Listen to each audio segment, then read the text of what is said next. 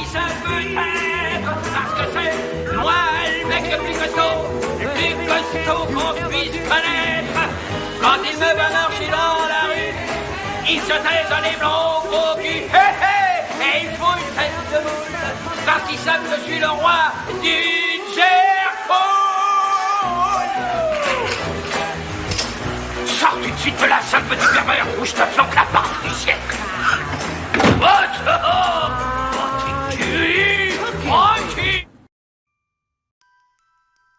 T'en fais pas, t'en fais pas. Tu as été courageux, c'était pas de ta faute, non, c'était pas de ta faute.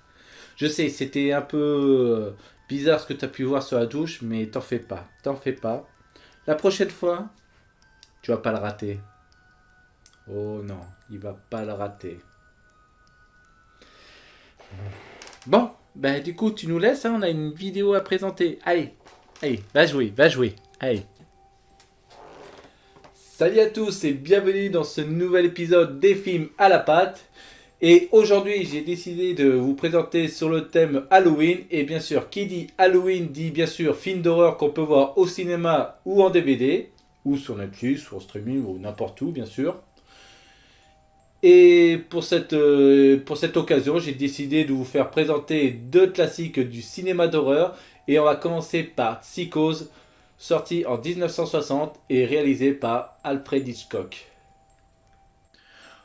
Au moment du tournage de La mort aux trousses, Alfred Hitchcock n'avait aucune idée de ce qu'allait être son prochain film. À la fin du tournage, au moment de la préparation de la post-production, le réalisateur lisait la rubrique littérature du New York Times pendant un week-end. Lui et son assistante Peggy Robertson virent une excellente critique de boucher sur le livre Psycho de l'américain Robert Bloch. Le réalisateur demanda à Paramount Pictures un symphonie du livre, mais le studio n'en avait pas rédigé. En partant pour l'Angleterre, il vit à l'aéroport sur le rayon le livre en elle-même Psycho, l'acheta et le lut dans l'avion. Il appela sa secrétaire de Londres pour dire « Je tiens notre projet Psycho ». L'agent de la MCA, Ned Brown, acheta les droits pour $9 000, puis ensuite se chargea d'acheter le plus de copies possible du livre en circulant afin d'éviter qu'il ne se dévoile trop tôt l'électrochoc de l'effet surprise de la trame dramatique. Aucun studio n'avait souhaité produire cette histoire de tueur psychopathe. Hitchcock était allé jusqu'à hypothéquer sa maison pour tourner avec un maigre budget de $800 000 et le film avait rapporté $40 millions qui a rapporté Psychose et 2,5 millions lui sont revenus. Le réalisateur souhaitait réaliser ce film en noir et blanc pour deux raisons. La première, c'est que ça aurait coûté moins d'$1 million. Et la deuxième, c'est qu'il aurait trouvé que le film aurait été plus gore qu'angoissant s'il était en couleur. Donc le choix a été fait pour des raisons de censure. Les scènes de meurtre auraient eu beaucoup de mal à passer, donc le noir et blanc aurait atténué l'effet. Bon, attention aux spoilers. Pour la promo, on pouvait lire sur une publicité de cinéma aux États-Unis à la sortie du film. Le film que vous devez voir depuis le début, ou pas du tout. Et une autre, personne, absolument personne ne sera admis après le début du programme Psychose. En effet, Hitchcock exigea que les exploitants des salles interdisent l'accès aux spectateurs arrivant en retard à la projection. En particulier les 30 premières minutes du film passé, soit jusqu'au meurtre de Janine Leigh, alias Marion Crane. En plus, cette idée de fermer les salles lors de la projection était tirée par Henri-Georges Clouzot pour son film Les Diaboliques. Alfred Hitchcock souhaitait à l'origine que son film s'ouvre sur un long plan séquence de 6 km au-dessus de la ville jusqu'à la chambre d'hôtel de Marion Crane. Mais les technologies de l'époque ne permirent pas la réalisation d'une telle prise de vue. Guy Vincent réalisa quant à lui cette séquence d'ouverture dans le remake de 98. Dans la bande-annonce de Psychose, on pouvait voir Alfred Hitchcock présenter aux spectateurs la maison de Norman Bates. Au cours de la visite, il montrait les différents endroits de la maison où risquaient se dérouler les macabres événements. C'est classe, hein? En parlant toujours de la maison de Norman Bates, qui avait été quand même le décor le plus coûteux de Psychose, qui coûtait quand même $15 000, une partie des matériaux utilisés provient en fait d'un recyclage des décors utilisés sur un autre film, Harvey, une comédie emmenée par James Stewart sortie en 1950. Plusieurs actrices ont été envisagées pour incarner Marion Crane. Mais puisque le personnage était censé disparaître au premier tiers du film, Alfred Hitchcock voulait absolument engager une vedette pour encore une fois de plus de surprendre et déstabiliser son public. Le cinéaste a donc pensé à Eva Maritzen, Piper Laurie, Lana Turner, Charlene Jones, Opal Lange ou encore Martha Ayer. Mais c'est finalement Janet Leigh qui deviendra la victime de l'un des meurtres les plus terrifiants de l'histoire du cinéma. D'ailleurs, le soutien-gorge que porte Janet Leigh au début du film est blanc, car le cinéaste voulait insister sur le côté angélique et tromper le spectateur en la faisant passer pour une femme innocente. Après que son personnage vole l'argent, le soutien-gorge devient noir. Surtout qu'avec ça, Psychose devient le premier film dans lequel on peut voir une actrice juste habillée d'un soutien-gorge et d'un slip. Et c'est aussi la première fois dans l'histoire du cinéma américain que l'on pouvait voir des toilettes à l'écran. C'est sympa, hein? Anthony Perkins fut payé 40 000 $ pour incarner Norman Baines. Donc oui, ça paraît être assez faible, mais en raison du budget du film qui coûtait 800 000 $, donc c'était assez raisonnable. D'ailleurs, anecdote amusante, sachez que le cachet de l'acteur est la même somme que Marion Crane vole au début du film. Vous vous demandez comment était réalisée la chute dans l'escalier du détective Aborgat lors de son attaque. Ils ont tout d'abord filmé l'escalier en le descendant sans aucun acteur, puis le comédien qui joue Aborgat n'a plus qu'à s'asseoir sur une chaise devant un écran projetant le défilement de l'escalier en arrière-plan. Martin Balsam n'avait plus qu'à agiter les bras pendant que les pieds de sa chaise étaient secoués par des techniciens. Maintenant, parlons-en de la scène de la douche qui est toujours la scène la plus étudiée par les étudiants en cinéma du monde entier. Cette scène a été tournée en 7 jours et 70 prises différentes pour seulement 45 secondes de plan rapidement enchaînés et que ça a dû coûter 62 000 $. Waouh! Alfred Hitchcock voulait tourner à l'origine la scène de la douche dans le silence le plus total, ne laissant que les hurlements de Janet Leigh se confondre avec le son du couteau pénétrant dans la chair. Mais le compositeur Bernard Herrmann en dissuada en lui présentant la partition musicale qu'il avait préparée pour la scène. Dès la première écoute, Hitchcock changea d'avis. La pose que prend Janet Leigh après avoir été poignardée a été imposée par le cinéaste. En effet, il était impossible pour l'époque que les spectateurs aperçoivent à l'écran les seins de la comédienne. La scène a été répétée avec une modèle nue afin d'obtenir plus de réalisme lors de la chute sur le sol. Ah oui, et si vous vous demandez d'où proviennent ces bruits de coups de couteau pénétrant dans la chair de Marion Crane, Hitchcock a enregistré le bruit d'un couteau planté dans un melon. Voilà, c'est original. Ah et aussi pour le sang utilisé dans cette scène et surtout dans toutes les scènes du meurtre, le sang est composé exclusivement de liquide de chocolat. Oui, et étant donné que le film était tourné en noir et blanc, alors du coup on pouvait voir que du blanc, du chocolat blanc. Oui, excusez-moi pour la vanne. D'ailleurs, si vous voyez bien, on voit la gorge de Janet Leigh déglutir alors qu'elle est censée être morte. C'est la raison pour laquelle a été ajouté un plan du pommeau de la douche, évitant à l'erreur de figurer dans le film. Ah, et si vous demandez si c'était Anthony Perkins qui jouait Norman Baines dans la scène de la douche, eh ben non, puisque l'acteur était en train de répéter une pièce de théâtre à New York au moment du tournage. Les décors utilisés pour tourner Psychose, à savoir la maison de Norman Baines et le motel, existent toujours. Ils font aujourd'hui l'objet d'une attraction des studios Universal à Los Angeles et peuvent en conséquence être visités. Et bien sûr, comme presque dans tous ses films, Alfred Hitchcock tient à faire une petite apparition clin d'œil aux spectateurs et Psychose ne déroge pas à la règle. Car le cinéaste peut être vu en train d'aborder un chapeau de cow-boy dès la 4e minute du film, qui se trouve bien sûr hors du bureau de Marion Crane.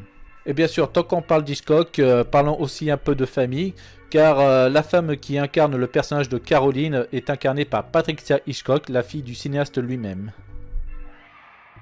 Bon, du coup, ouais, pour Psychose, je n'ai pas vraiment beaucoup d'anecdotes qui explosent. Bon, si vous voulez de l'explosion, voici.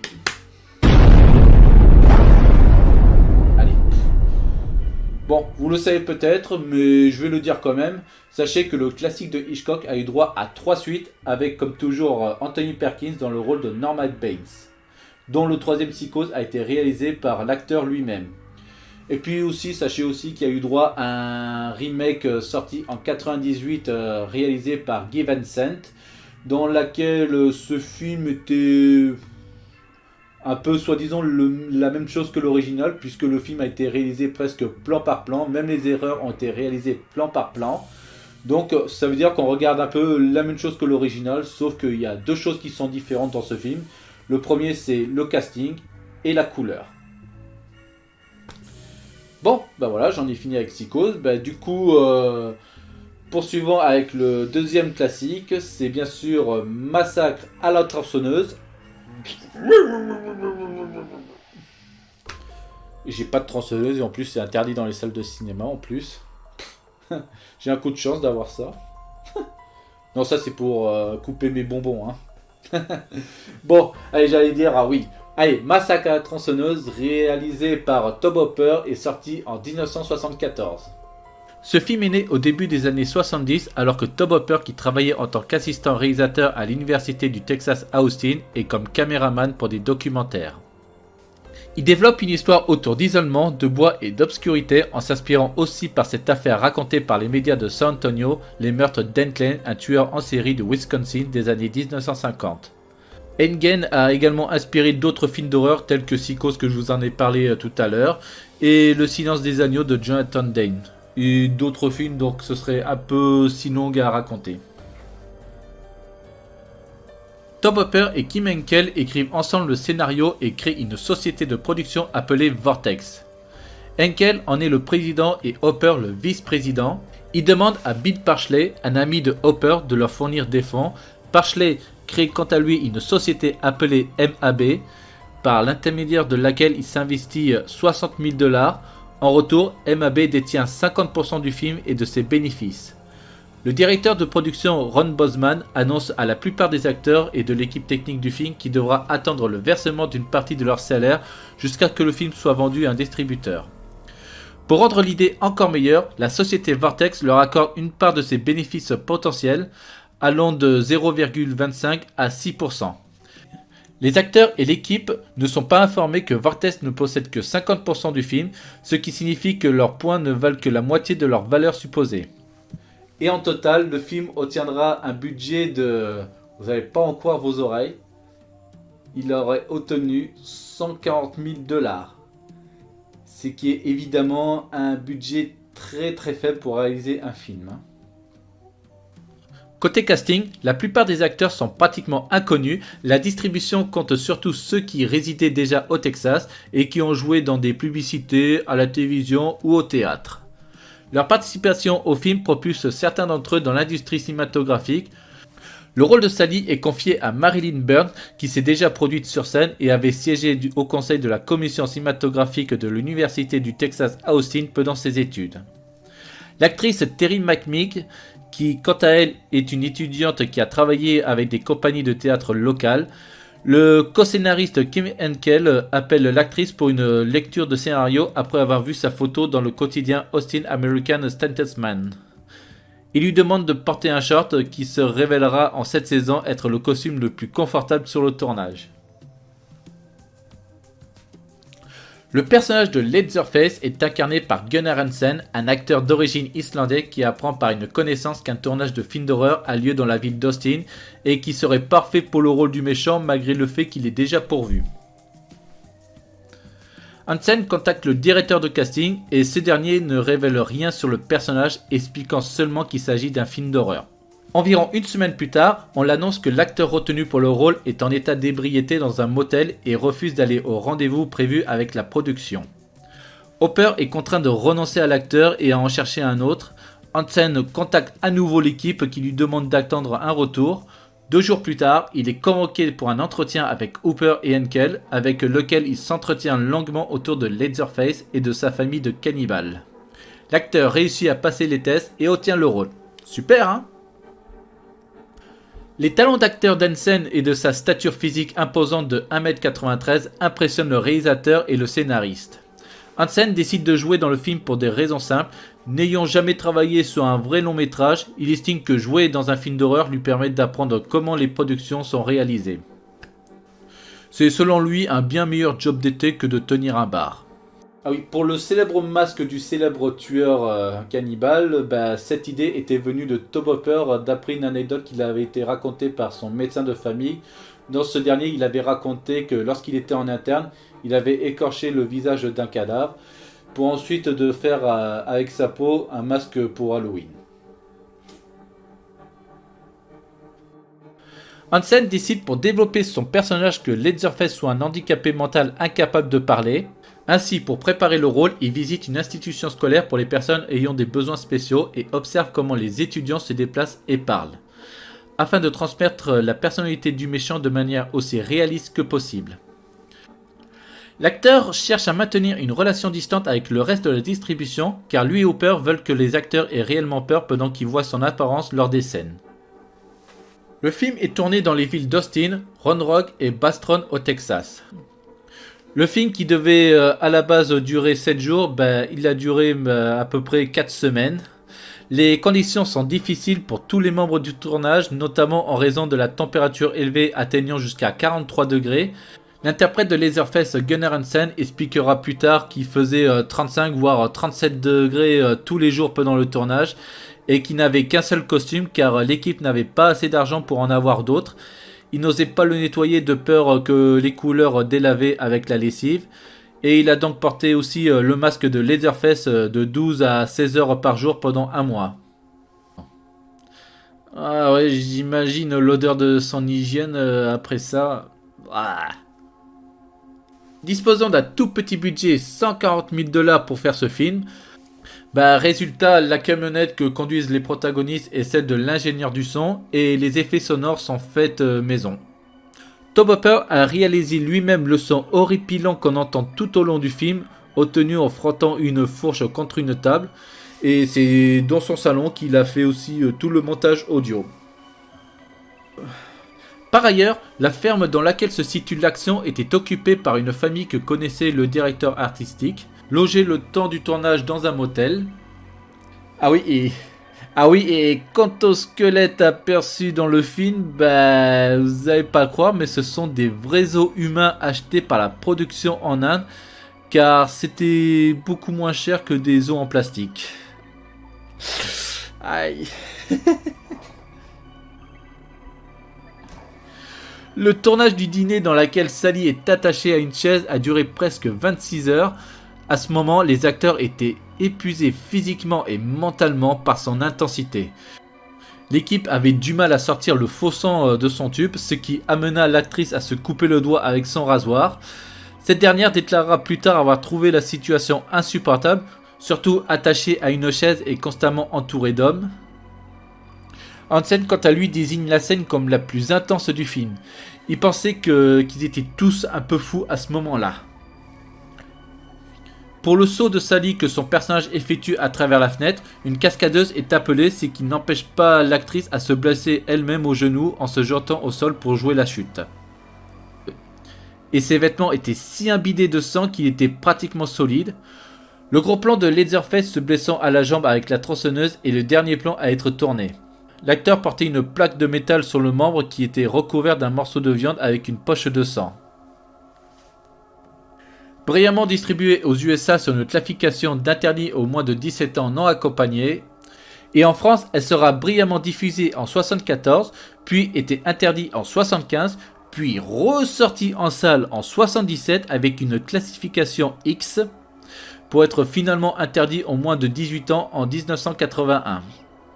En Grande-Bretagne, le film n'a connu de diffusion large qu'en 1999, alors que son réalisateur espérait une interdiction aux moins de 12 ans, ce qui explique tout de même le peu de violence graphique du film. Bon, voilà, du coup, passons tout de suite à l'anecdote qui explose.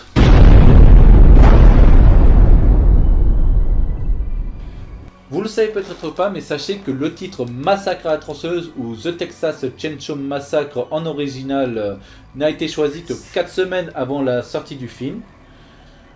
Et parmi d'autres choix possibles du titre, il y avait déjà eu Leatherface ou bien Cheese, qui veut dire tête de fromage, et ce qui aurait été ridicule comme titre pour un film d'horreur. Et bien sûr, pourquoi Massacre à la tronçonneuse alors que... Attention... Alors que si on se rappelle bien du film, on peut voir que Leatherface massacrait deux personnes au marteau et une seule personne avec la tronçonneuse. Donc à la base, le film aurait pu s'appeler Massacre au marteau. Mais du coup, pourquoi la tronçonneuse est-il l'arme fétiche du film? Eh bien, comme je vous le répète, en raison du faible budget de 140 000 dollars qui était assez faible aussi de quoi composer des musiques, Tom Hopper avait trouvé que malgré ça, le bruit de l'outil était assez terrifiant qu'il pouvait remplacer n'importe quel style de musique d'horreur lors des scènes de massacre. T'as trouvé, hein? Bien. Et ben voilà, c'est terminé. Bon bah du coup, si ça vous a plu cette vidéo, n'hésitez pas à liker, à partager et même à commenter bien sûr. Si jamais j'ai dû louper quelques trucs, et ça ce serait vraiment dommage. Bien. Et ben du coup, je crois que je vais m'en aller. Et d'ici là, mais je vous dis à plus, sayonara et ciao. Alors voyons, ça y est, maintenant je connais toutes les anecdotes sur les films d'horreur classiques. Alors, qu'est-ce que je viens d'apprendre? Que Leatherface était autrefois un toubib qui avait écorché un patient lors de son interne? Qu'aussi que la tronçonneuse, c'était un instrument de musique? Et qu'aussi que grâce à Psychose, on pouvait signer du chocolat?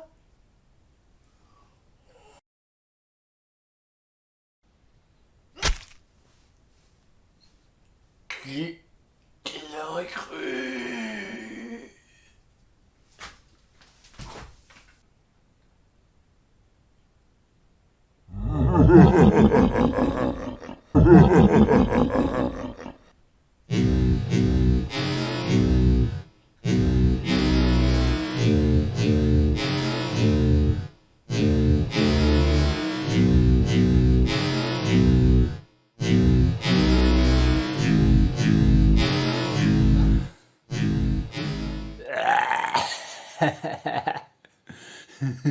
Oh putain, faut que je me brosse les dents.